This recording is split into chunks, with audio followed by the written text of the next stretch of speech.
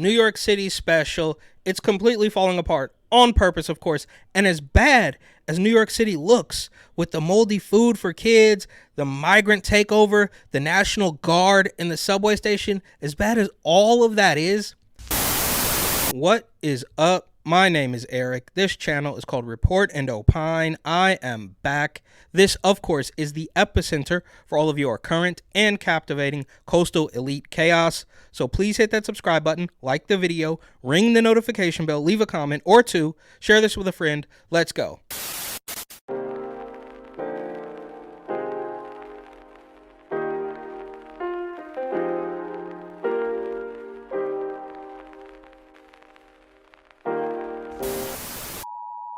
All right, well, apparently San Francisco has shifted to the right, recently passing a couple of measures. The voters say that people should no longer be allowed to buy drugs with their welfare money, and the cops are now going to start arresting people, possibly. Of course, opponents of these measures have said the city has moved far to the right. Then a tire fell off an airplane leaving San Francisco bound for Japan. And as of right now, it seems like the plane landed safely in Los Angeles. Not exactly sure how. Then Letitia James was booed at a fire department event in New York City. And I don't know why. I guess all the firefighters in New York are far-right bigots.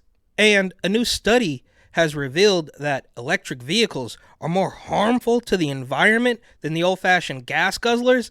And I am shocked. I am surprised. My pearls are clutched. You mean to tell me that the Go Green, Sun Monster shenanigans, all that hysteria was a complete scam? I couldn't be. And I guess it makes perfect sense because we are also, as a nation, as Americans, we are running out of power. And I guess that's just a good excuse to hike the electricity rates. So you go green because gas prices were through the roof. Now everything's electric, and we're going to raise the cost on that too. Here from the New York Times, and this is going to be the New York City special, but they say Joe Biden's super fans think the rest of America has lost its mind. Now, clearly, no politicians should have super fans. That's your first problem. But of course, they think the rest of America has lost its mind because they live in a completely false reality built from confiscated weapons, forced pharmaceuticals, and discarded dicks and tits of kids. Now, this is obvious propaganda that they wouldn't have to do if everything was going as planned, but I don't see it as a choice between two bad candidates. I couldn't be more honored to vote for him. So everybody knows that according to the establishment left, there are two bad candidates. And they constantly say that, oh, people are, disgruntled with both choices. Well, not really. I think a lot of people actually like Donald Trump. What they mean to say is that even some Democrats don't like Joe Biden. So they found the handful of crazy people who are pretending that things are still good. And I guess they've got their head in the sand or somewhere else. I feel like I'm the only one. Yeah, amongst your friends, you probably are, bro. Who in their right mind would, you can't, I doubt that this carbon-based life form here would be able to have a conversation about any of the policies, but that's why the conversation hasn't been about policy in many years. I am excited. I hope more people feel the way I do. Yeah, well, probably not. Everybody I talk to loves Bo Biden. Yeah, I'm sure, bro. Maybe your wife, you guys are holed up in a libtard bubble in New York City somewhere. I could picture going up to him and saying, "Hi, Joe. I guess that's enough reason to vote for somebody." We are all looking forward to endorsing him. We can't wait for the opportunity to prove it. And once again, you can see, I guess this makes sense. This is an old lady, so it makes sense that she has the big glasses. But that's the new thing amongst the, millennial and Gen X CIA CNN talking heads. They wear these giant glasses to let you know that they're very serious. And of course, they wouldn't have to highlight any of this, but they're saying things that are clearly untrue to try to make you believe it. Like you constantly don't have to affirm the gender of a gender ideologue if what they were trying to prove was true, but that's a different story. From Gothamist, The NYPD is now legally mandated to respond to protests differently, despite police union efforts to delay the change. And here you have more emasculation, demasculation. I'm not sure. They're trying to rip apart the police departments all over the country. So, of course, no matter how bad the crime gets, the smash and grabs, the follow home robberies, the list goes on. But doesn't matter because it's still the fault of the police. And they are specifically talking about something called kettling, where if you're a rowdy protester spray painting things and setting buildings on fire, then the police are no longer allowed to round you up and put you in a, sort of a concert style vicinity enclosed by metal gates. That's just that's inhumane. Can't do that. But what they can do, again from Gothamist, NYPD is going to start searching more bags on the subway, and you have to love this image, right? So stop and frisk is incredibly racist, so they use this picture of a strong, beautiful, black, brave lady cop searching the purse of a crazed white woman, and while she probably doesn't need to be searched, I'm sure there are loads of hardened white libtard criminals on the streets of New York. And in fact, I could make the argument that the white liberal women in New York are a huge part of this problem. Maybe not the subway violence, but the overarching theme of destruction and turning everything absolutely gay. This woman, she's a complete radical, but she's angry that there's going to be more of a police presence in the New York City subway, and it's probably not ideal, but what did you think was going to happen? The entire city has devolved into absolute chaos. They did the RoboCop thing. It's a total police state at this point, but I mean, you hate the human cops, even though Bill de Blasio bent the knee to them, defunded the police. They can't kettle protesters. Bail reform, whatever, has criminals along with criminal migrants running around all over the place. You try to defend yourself from criminals, you go to jail, but then if people get injured or worse in the subway, then it's the cops' fault. So you just can't win with these people. New York City Mayor and Governor Kathy Hochul have not only announced their plan to hire 1,000 additional NYPD officers to patrol the subways, but they also want to deploy 250 members of the National Guard to search people's bags at the subway stations, and they want to... Yeah, and I'm not sure why she's so angry here. We just found out that the people doing the bag searching were going to be beautiful, strong, black, brave lady cops, so what are you mad about? Prevent some people with criminal records from using the subway at all. Mind you, this is in addition to the 1,000 new officers former transit cop turned our NYPD Mayor Eric Adams hired to patrol the subways when he took office in 2022. Yeah, and he was still big defund the police Democrat all the way back in when he was elected. He's a flip-flopper. I mean, he just looks at which way the wind is blowing. Now, they're kind of putting the screws to him with the migrant crisis, but she's pretending that Eric Adams is like this hard right pro-police person, and he's just not. This person is a completely delusional radical that I guess, and look, I don't think she's pure evil like the political regime, but you live in New York City. It's not a utopia. No matter how much you defund the police, it's not going to... I guess they could eliminate crime if they eliminate what constitutes as crime, like they did in San Francisco, but different story. Which is why all you ever see is police officers in the subways on their cell phones. And she's right about that. I have seen that. I've actually been jammed up by a cop in the subway for taking video. So that guy's on his cell phone, but he comes up to me to tell me that I need to stop recording in the subway system because the lady in the booth told him to stop me. And of course, the excuse is it's a threat to national security for me to be taking B-roll time-lapse footage on a subway platform. Yes, Eric Adams is a former transit cop. I know. The way he gives it up, you probably thought this was running through people's house like the Tomb Raider, but no, just a transit cop. And that's why he has such a hard-on for expanding police presence in the subways. But apparently, hiring that first 1,000 officers didn't seem to do anything to make the subways safer if you let Eric Adams and Governor Kathy Hochul tell it, since they're... Yeah, well, they probably arrested some criminals and just let them back out.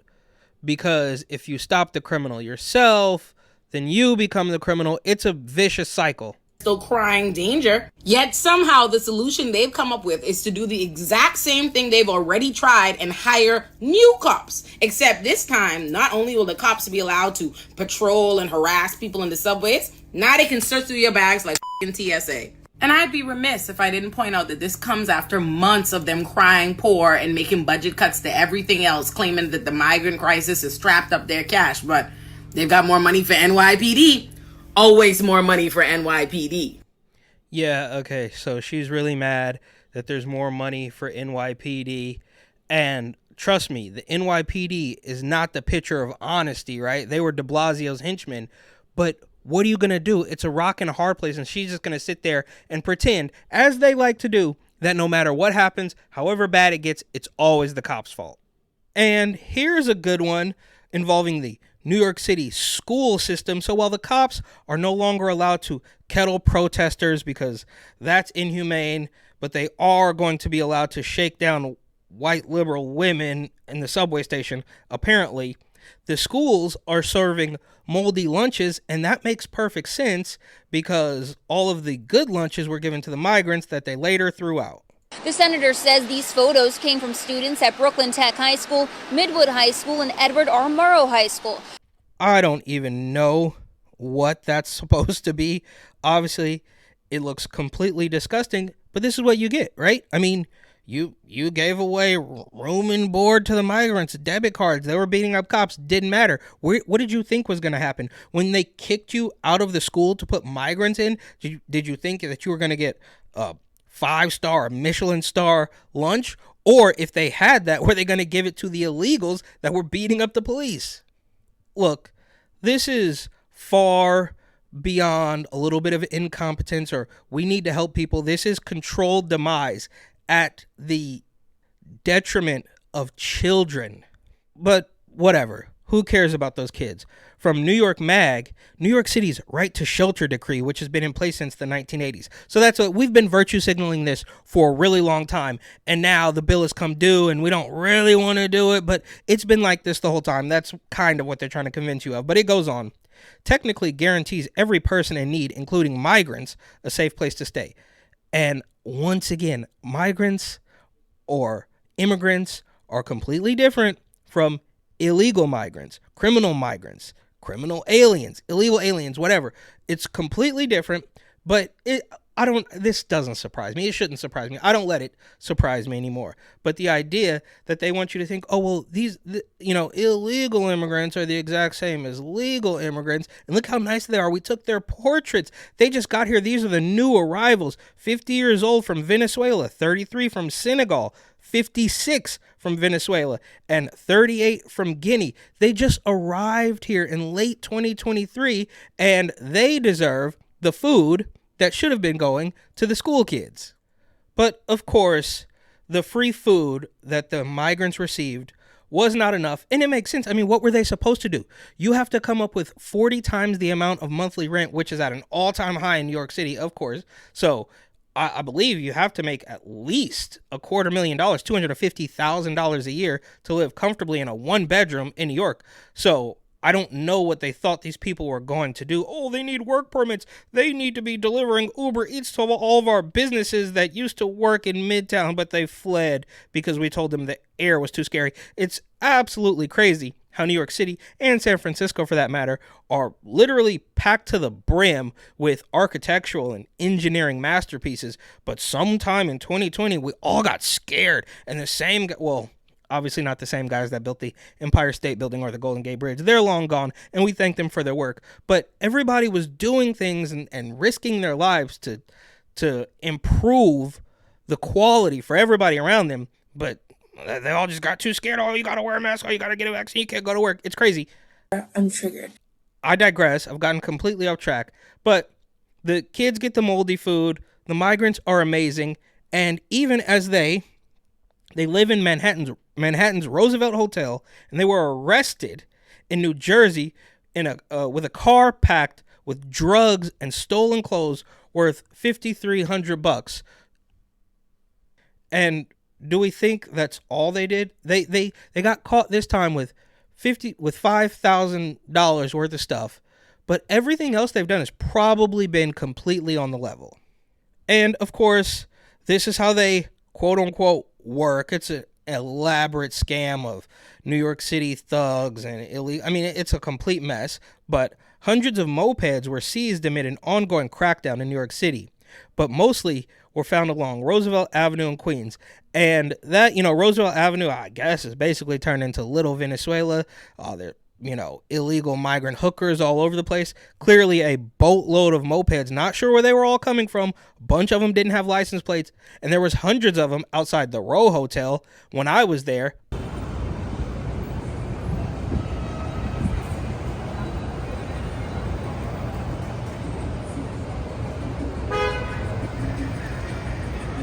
But clearly, that wasn't even the hotspot for them, and they claim to be cracking down on the mopeds and seizing them or whatever, but it's too little too late. You're going to take their moped, but you're going to give them Uncrustables that they're going to throw away. You're going to give them free room. I mean, the list goes on. I'm preaching to the choir, quite obviously, but the kids get the moldy slop, and the migrants are punished when the cops take away their illegal mopeds. And here is another one. Now, they don't say these are migrants, so I don't know. I would never want to make any assumptions like that. But police are looking for the group of thieves who robbed the North Face store in Manhattan twice within 24 hours. So as the story goes, they stole jackets from a North Face, put them on, and then went back into the North Face to steal more. And I don't know. They're probably, native New Yorkers, but the way things are going, and, migrants, migrant crimes, suspected migrants, suspected migrant crimes, North Face jackets, moldy slop for school kids, all of that aside, here's another one. Police are searching for two suspects who beat two teens for their sneakers in the Bronx. Classic New York, and this is good old-fashioned American crime, right? We can all remember, maybe not all of us, but some of us can certainly remember being young and, people's sneakers and iPods and starter jackets way back in the day were getting stolen. This is classic. Not ideal, obviously, but wouldn't we rather have this than, I don't know, illegal immigrants throwing out food, beating up cops and train conductors, stealing, shooting at security guards and hitting tourists instead, and dragging innocent New Yorkers across the pavement while they try to get away from a robbery on a scooter? Another good one. This is a little bit older, but I really like this story, and I went to this bookstore right as news was breaking about how it had become a junkie magnet. And I want to take a look at some of that footage from late 2023 shortly here, but from Gothamist, once again, they say, a bookstore on the Lower East Side is distributing overdose prevention kits. And I'm sure the junkies are coming coming in droves to claim those overdose prevention kits. It's divided the community, they say. And this is just like when they say, oh, well, voters are unhappy with both candidates. Well, not really. That just means Democrats don't even like Joe Biden. Different story. But did it really divide the community? Or is it just people who are paying sky-high rent versus the junkies that are walking around like zombies in their neighborhood? Has it divided the junkies versus the people who are paying $6,000 for a one-bedroom? Or is it really divided the whole community? And some people, I'm triggered. Anyways, they say a debate is raging on the Lower East Side over the fate of Blue Stockings Cooperative, a community bookstore that is facing eviction. It's run by a whole bunch of commies, and I think one of the girls it was financed by one of the girls' fathers or something like that. It's a really long story, and I think they have been evicted since this article was written, but I'm not quite sure. This was posted on January 22nd, 2024. I went here in, around Halloween, late October of 2023. But they say, in addition to selling books, Blue Stockings also distributes free Narcan overdose prevention kits. Some of the bookstore's neighbors argue that it attracts criminality and harassment to the neighborhood. Yeah, I would say so. And as evil as Narcan or naloxone is, it's completely despicable. It's kind of a win-win for the establishment. They open the border, let fentanyl in, and then if you want to get off fentanyl, then you can get the Narcan that we still make money from. But it's a deep rabbit hole. That aside, let's take a look at some of the footage from my trip to the bookstore. This is me, and excuse the footage, this is me trying to be a little bit discreet in the Weirdo Commie bookstore that's passing out drug overdose kits, which of course is just enabling junkies. And they do have a fully, a fully lockable door to the ground bathroom that's open to the public, and that's really what's attracting the junkies. They're not coming there to get their overdose medication and kick the habit. They're going there because they have a bathroom that fully locks and allows them to use their dope in peace. But in addition to all the weirdo commie dope fiend stuff, they do sell books, if you want to call them that. There you go. Rainbow Parenting and the Transformer Child. Don't know who would need that, because I mean, if your child is that's just you, right? So you're not, obviously you're not helping the kid at all. You're, I guess, loading your brain up with more things to corrupt the kid with. I'm not quite sure. I don't know. Didn't read it. Oh, well, that was a mask zombie. You could see it really quickly, but they encourage everybody to wear masks in the store. This was late 2023. This footage was taken, and they were still pushing the mask, and people were still doing it. There's even stores in the Bay Area that are requiring, there's like some weird arts and crafts store down by the LGBTQ Center near Grand Lake Theater that literally says on the front door, yes, you still have to wear a mask. It's crazy. I digress. That's a different point. Black Magic with the fist over there. This is the featured nonfiction section. And what do you have there? Oh, Elliot Page's book about how she cut her cans off. Surviving transphobia. Yeah, I guess what they mean to say is they're going to be attacking you with the truth, and this is how you can fend off facts.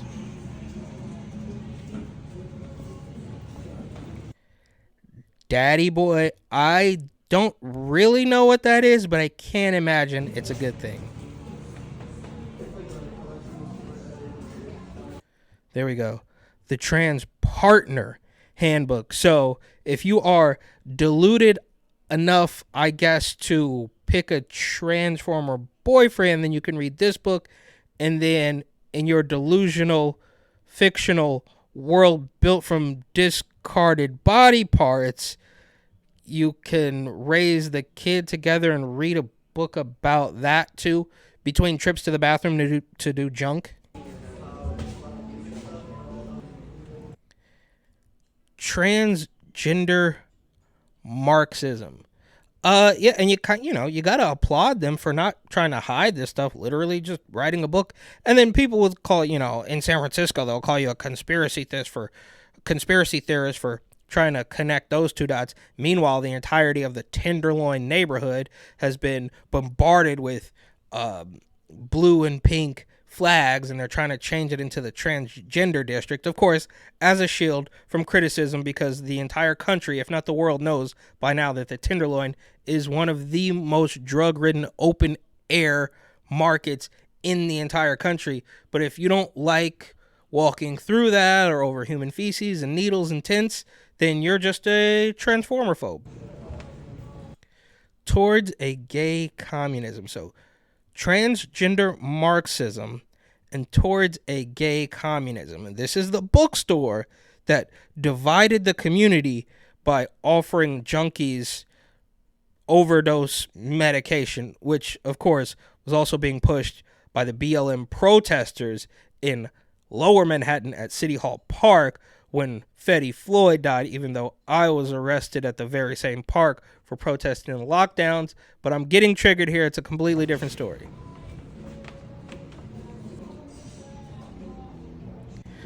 Oh, wait, hold on. Pause it. The long COVID handbook. So I mean, if you're delusional, you could read this book and figure out a way to keep your Rona fear-mongering going forever. Repro workers, of course, we all know what that means. They got this little Cuba book at the bottom.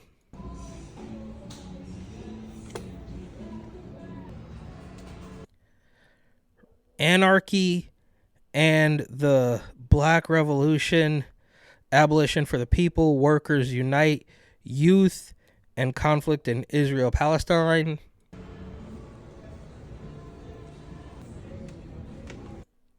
This is actually crazy, and certainly shouldn't be surprising to anyone that the purveyors of these books are not quite sure how they made a dime. I don't think they did. That's why I think they're now closed.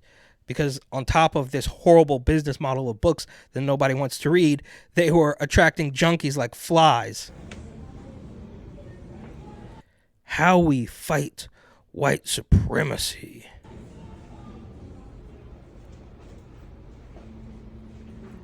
Deported Americans. Oh, well, that book should be a lot bigger.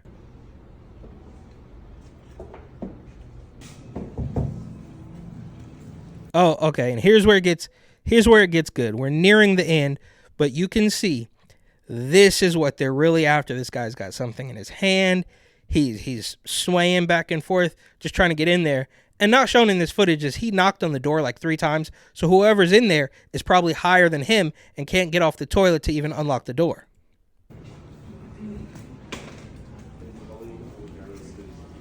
There he is again. That's just another angle. He's waiting.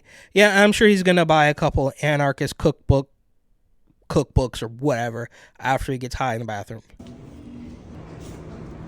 And there's his buddy. Look at that. This guy's nodded off. He's asleep. He just read a long book, so, it put him to bed. There he is. Look at that. He's clearly friends with the junkie, swaying back and forth inside, because I can assume the guy waiting in line is trying to get to this level. I'm not quite sure how this guy got out of the bathroom and is sitting on like a water pipe or something. Doesn't even look comfortable. There he is. Oh, look at their buddies. Oh, mask required. So they were required. I didn't put one on. But, you can go in there. You can push those people around. They don't stand for anything. They're not going to do anything. I mean, think about it. Are they going to stop somebody from walking around the bookstore without a mask while they're letting junkies shoot H in the bathroom? And there you have it. The guy wakes up a little bit and these girls come out. They take off their required mask and walk down the block, I'm sure much smarter after reading a handful of commie books. All right, I guess that's it. New York City special. It's completely falling apart. On purpose, of course. And as bad as New York City looks, with the moldy food for kids, the migrant takeover, the National Guard in the subway station, as bad as all of that is, I think they're still doing better than California. Do I have a clip? I hope I have a clip. I'll find a clip. If my friend asks me for a G, I give him $1,000. I keep my loot under my mattress. That's what my daddy told me to do as a black woman. You wouldn't know anything about that, lady, 'cause you white. Where did you get all this cash? Bitch, I gets money. When I ran my campaign and raised funds, I pulled out wads of cash for my own personal use. I was broke before that, but now I'm building my stash back up. I don't give a fuck if the FEC says that's illegal. I run things in this here town. I'm a boss, bitch. So, what about all the vacations your lover boy Nathan Wade took? The Caribbean cruises, the trip to wine country Napa Valley. He paid for all of that. Hell nah, bitch. I paid him back. I don't need no man paying for me. I'm a strong, independent black woman. Plus, I don't even drink wine. I like Grey Goose. The only person that ever paid for me is my daddy, the vagabond that sleeps on everyone's couch. So, do you have proof that you paid him back? Bank withdrawal statements? Cash app? I paid him cash. Which part of that don't you understand? So, you just have a cash hoard at your house? What did you call me? I said cash hoard. Horde. Well, I thought you called me something else. Have you ever lived with Nathan Wade? See, there you go again lying. All this crap that you wrote's a lie. Order in the court. Let's take a 5-minute recess. Fanny, you're acting like a belligerent, spoiled child. Go blow off some steam.